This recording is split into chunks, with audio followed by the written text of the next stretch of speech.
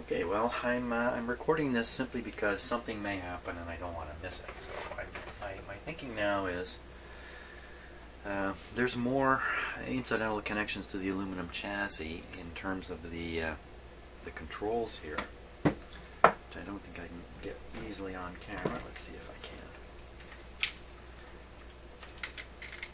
Hold on tight. Yeah, these guys. Now, these controls are all tightened to the chassis with this kind of a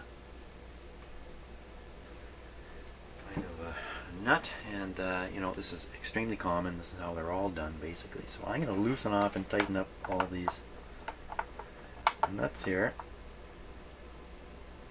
That's really tight. That was really, really tight. I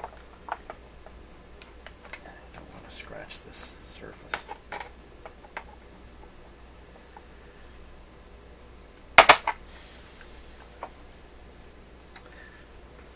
Wish I had a big socket to go on there, but I don't think I got anything near that size. Won't reach anyway.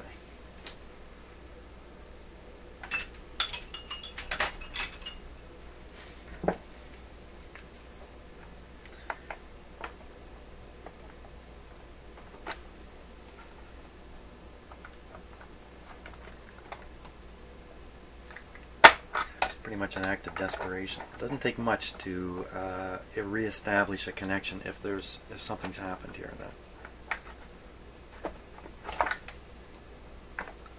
It's just on the basis of, you know, you got to eliminate stuff that I'm doing this.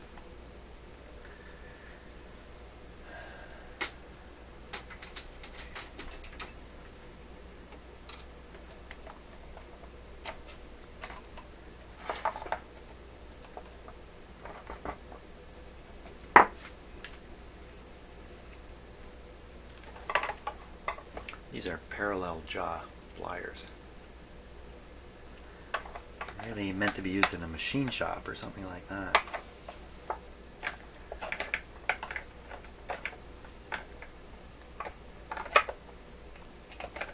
Come on, come on.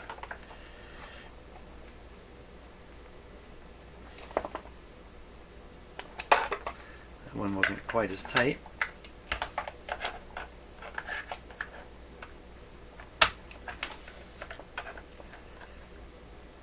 Pretty heavy duty scratches on here already. Okay, what are the chances that that settled it down, or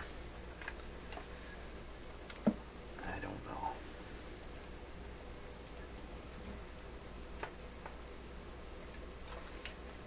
We're going to find out.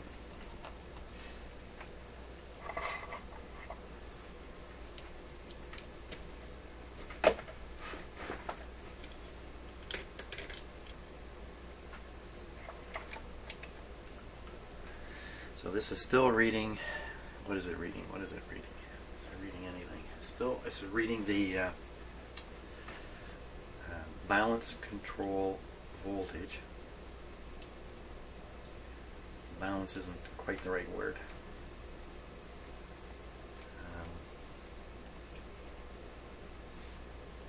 It's not the balance control. It's anyway.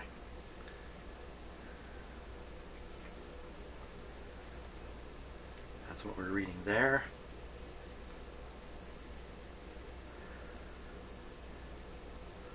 Okay, is it quiet? Here we go.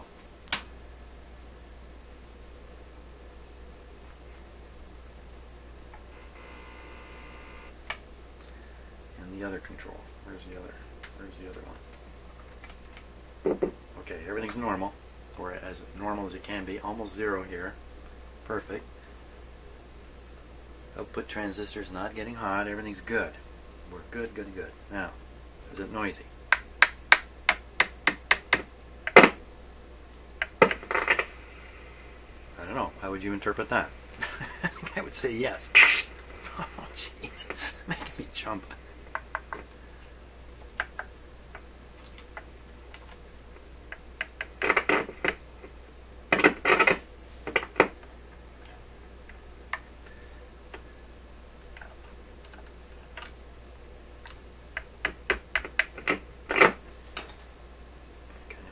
tip this up here.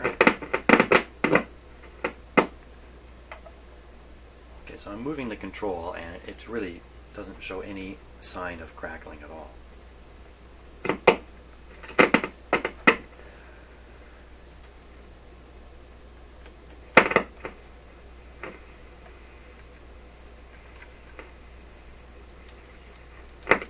Where are you, man?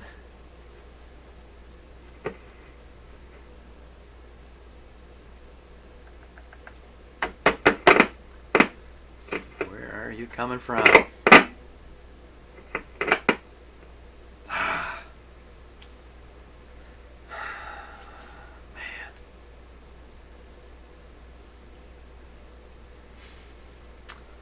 That's pretty darn disappointing. Okay, let's go off of here. And we're going to go back on the collector voltage. Why are we not reading? Oh. Okay, hold on. Back up the card. Back up the card. It's not quite as noisy as it was. Let's try that. That's better. Okay, there we are with the basically 0.1 volts again. Good. Now, didn't have my voltmeter hooked up properly. Even a disconnected voltmeter can give you a reading. Okay, over here we should be seeing, what was that? Should be seeing 10. 10. Not too bad. That noise really seems like this voltage flies around when that noise happens.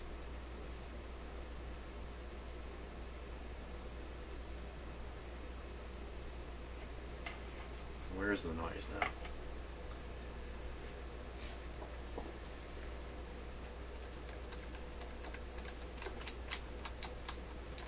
Now it's going to go away entirely. No.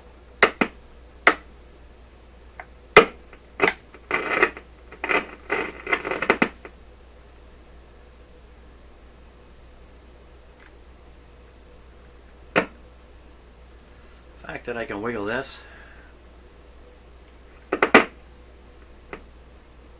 you know, it's something down here for sure. Let's see, these wires were really sensitive. Not so anymore.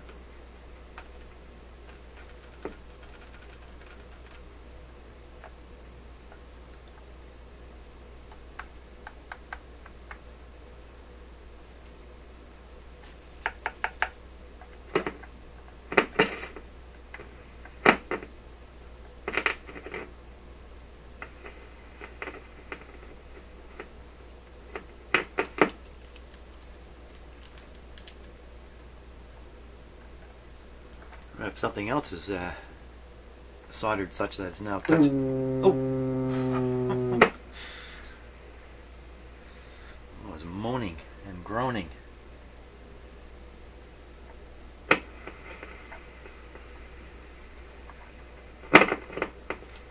Can't be related to the light, can it? No.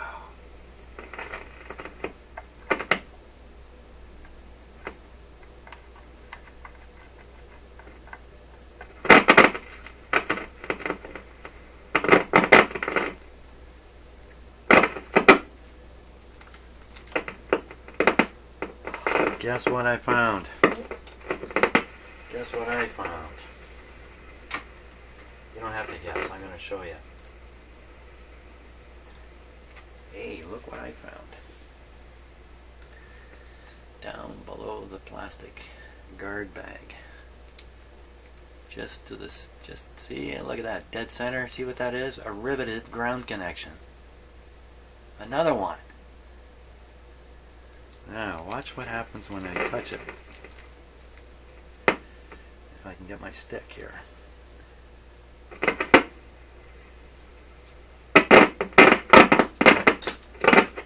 That's it. That's the guy. That's the guy. hidden away in there. It's another case of mechanical connection to aluminum. I'm learning a pile of stuff here about these kinds of things. You know, when you work on an old tube radio, I mean, you're not going to come across rivets into aluminum sheets and stuff like that. So, right back to the same problem now. Can I solder that somehow? Or what, drive a screw through it to kind of freshen it up a little bit? Actually, driving a screw through that's not the worst idea. Let me take a look. Let's see. Here we go. And a long day in the shop here, but I really want to get this done because I've got no less than 10 more items to work on waiting. Can you believe it? And I got people phoning me, wanting me to do their stuff.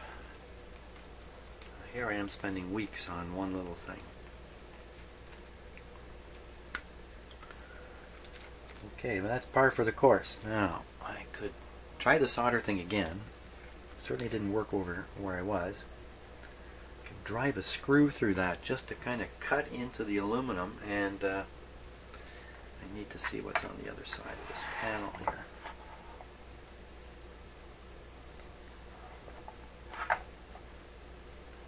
There's quite a few rivets there.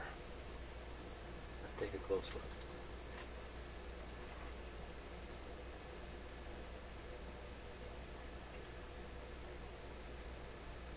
That tape there is actually where the light bulb shines through a little bit red. Okay, and the rivet in question is this one up here.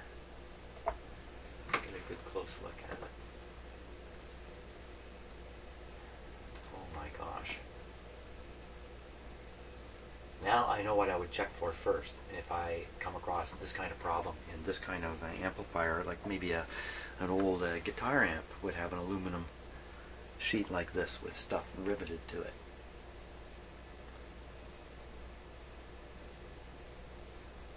It almost looks like there's plastic around it.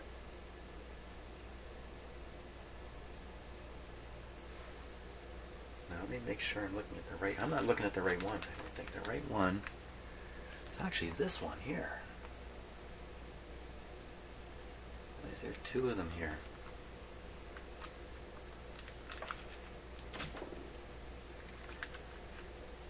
Well, okay, so I can see down there. I don't know if you can see it or not, but there's two rivets. There's one with the terminal on it here. Oh my gosh, it's just completely loose. Oh, look at it.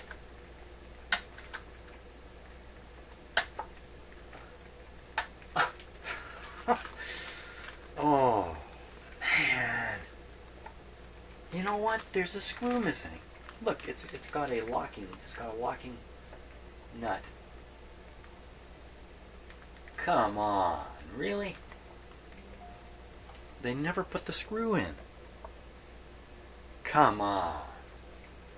It can't be, it can't be, it can't be, it can't be, it can't be. I can't believe that.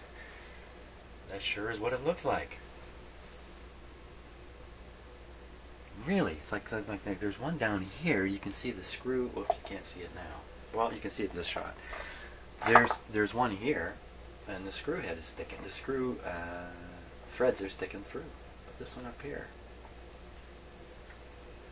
Okay, let me find a good self-tapping screw and stick it in there, for crying out loud. Who'd have believed it? Okay, I think I've got a right size screw here. It's a Phillips, so it's going to fall off.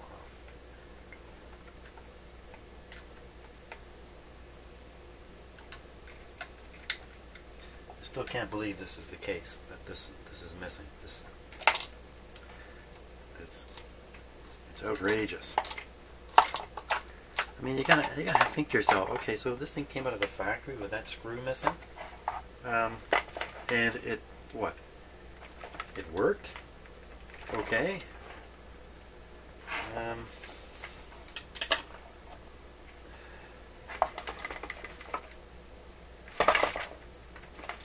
But they couldn't find that by wrapping, like they must do, surely to goodness when they put together something like this. Part of the test is just whacking it a few times, you know, thumping on the cabinet or something to see if anything's loose. It's got to be. The only way this can happen is that this problem never appeared. It never ever actually made noise.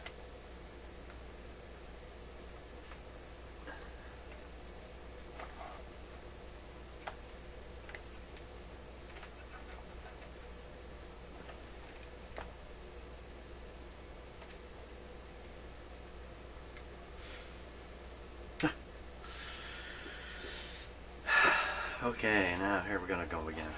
Maybe I'm just all excited once again about nothing. This amp has a way of doing that. Most of this stuff, when you're repairing electronics, does that. You repair it many, many, many times. Okay, I've got the plug back in.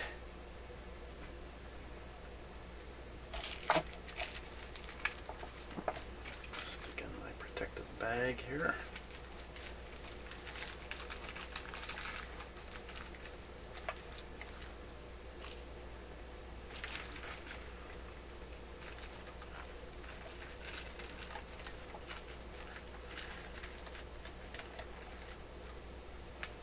Take this back like that. Okay, where are we at here? We've got the voltmeter monitoring the collector voltage on, I think it's transistor 8 here. That would be here. Scope is still measuring input and output. Output on the wrong amp. Doesn't matter. I'm not too worried about that.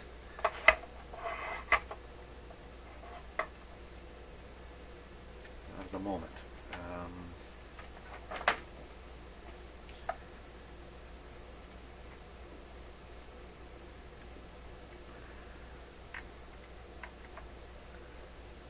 Okay, I think we're all hooked up here.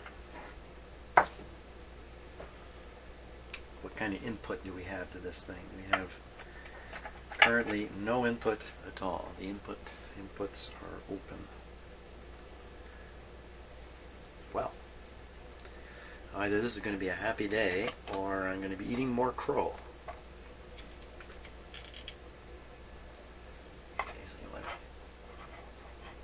Keep your eye on that meter. I should say about 10 volts, 10 or 11 volts. Are we ready?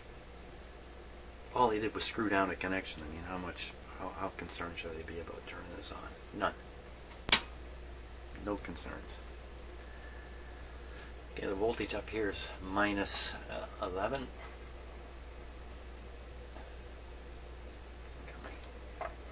My light in an unfortunate position. Input.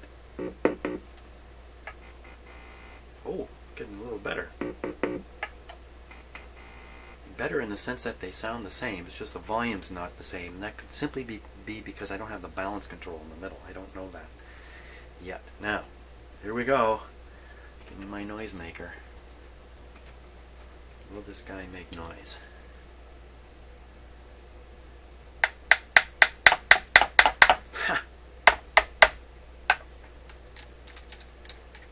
Oh my God, that's what it was. Write a letter to PYE and complain. Back in 1964, one of their guys forgot to put a screw in, and their quality control was no good. So, somebody should get their money back on this. I should write a letter to PYE. Give somebody back their money anyway. Who knows how many people have owned this thing? And who knows how long this problem has been active and noticeable. Oh my God. As for the other one over here I found first, I think that was a real problem also. And that would cause the sensitivity to just be all over the place when you're tapping stuff. Oh man, how many thumbs have I got? 1, 2, 3, 4 thumbs up on that one. Yeah, now I'm going to go enjoy my day because Because I got somewhere finally. Fantastic. Wow. Okay, next time I turn it on, it'll be noisy again, but let's not worry about that right now. Hey, thanks so much for watching. You got to have as much patience as me sitting and watching this stuff, but wow, I'm excited now. What a long haul to find such a simple problem. You know, but who would expect it? Well, I'll expect it from now on. See you on the next video. Well, thanks for joining me. I'm not too sure if I'm in the middle of a video now or just continuing on, because I've been working for so long I can no longer tell where the start and stops are in my video work. So what we're going to do here, now that the amp seems to be quiet as can be, is feed signals into it, see what we hear coming out, and boy, could this have been the entire problem with this thing all along? I don't know. Let's find out. It's going to take me a moment here to sort out. This is the input signal. I don't know where the volume is set now, so where is it set? Not too loud, not too loud. I'm going to feed the input signal into here.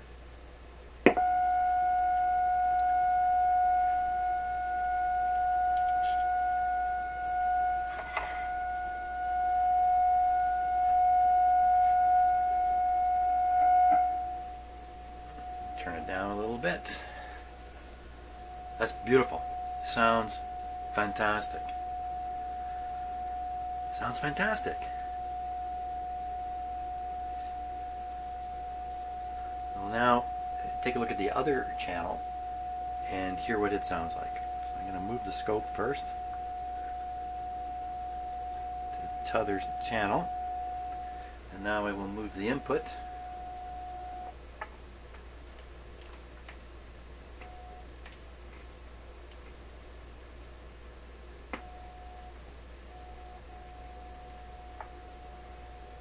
Oh, it sounds pretty good. It's quiet. Okay, let's check the balance control first. Tip this up. Look at that, it's quiet. There's no noise. Balance control. Balance control is hard over one way. Okay, balance control is now roughly in the middle. One channel, other channel. Okay, so it's still a little low on this channel, but no distortion. No distortion. Holy smokes. Wow, man, to think, you know, I could have taken a whole different approach here and spent hours replacing these capacitors. I may still have to do some of that, but oh man. I already did that whole resoldering thing, which is a high-risk operation, and probably unnecessarily. Oh boy, oh boy, oh boy, oh boy, oh boy. What else could be causing the volume situation? The volume control could be set almost off right now, and maybe, you know, a lot of these controls, when you get down towards minimum volume, sometimes the channel balance goes way out. Let's try it. Ooh, shouldn't try that. Don't try that. What the heck happened there? Some feedback. Feedback. Well, it's a whole new world of pain coming. I can see it. I can see it coming, but that's better pain than what I've been going through. That's for sure. Oh, where'd my input signal go? Okay, hold on. We lost everything here. Hang on a second. Everything's come apart, and I'm losing my mind because I've been in here a little too long. Input signal here. Still 9 volts there. Why are we not hearing it? Why are we not seeing it? We're not seeing it or hearing it.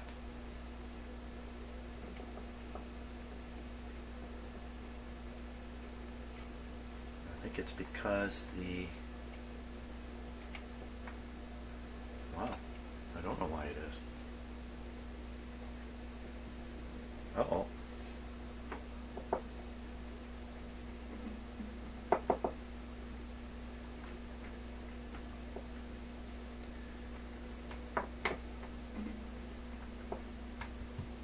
things going on here.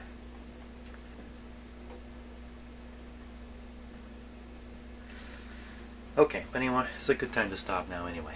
I got a little bit of problem with my setup. Oh, you just hear that. It's very interesting. When I cut the power off, you can hear the oscillation rush in for a moment as all the voltages were collapsing. So still lots more to figure out here, I'm sure. And but the good news is no more intermittent problems. Wow. I still can't believe it. I cannot believe it. I mean, I have found manufacturing errors before. Subtle things, nothing quite so dramatic as that. Great. Unless that screw somehow worked its way out and fell out. I don't know how that could happen either. But I'm going to blame it on the manufacturer failing to put it in the first place. There we go. That's enough. I'm done. I'm done for the day. Fantastic though.